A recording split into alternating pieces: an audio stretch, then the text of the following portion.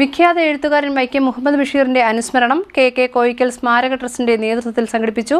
സാഹിത്യകാരൻ മാങ്കുളം GK നമ്പൂതിരി അനുസ്മരണ പ്രഭാഷണം നടത്തി.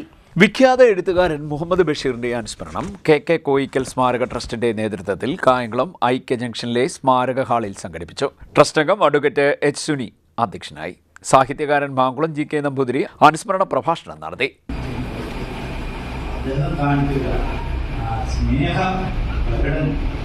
ആദിത്യം എന്നെ ഒരു മകനെ പോലും അന്ന് സ്വീകരിച്ച് അതൊന്നുമില്ലായിരുന്നു ഞങ്ങളോടുണ്ട്.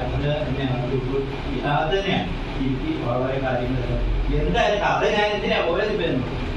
ഈ ആദിത്യം ഞാനിപ്പോഴും ഒരിക്കലും അന്ന് ഈ വെള്ള ആ ഒരു സ്നേഹനിർഭരമായ ആ പെരുമാറ്റം ഇന്നും എനിക്ക് അതാണ് എൻ്റെ അവസാനത്തെ പ്രശ്നം. അത് അതിൽ trust secretary A. Rahim, Unni J. Variyath, SA Latheef, നഗരസഭാ കൗൺസിലർമാരായ മിനി സലീം, അബ്ദുൾ വാഹിദ് എന്നിവർ സംസാരിച്ചു. SSLC, +2 പരീക്ഷകളിൽ ഉന്നത വിജയം നേടിയവർക്കുള്ള അനുമോദനവും കെ കോയിക്കൽ സ്മാരക ട്രസ്റ്റ് ഏർപ്പെടുത്തിയ മൊമൻറ്റോകളുടെ വിതരണവും നടന്നു. CDNet news, Kayamkulam.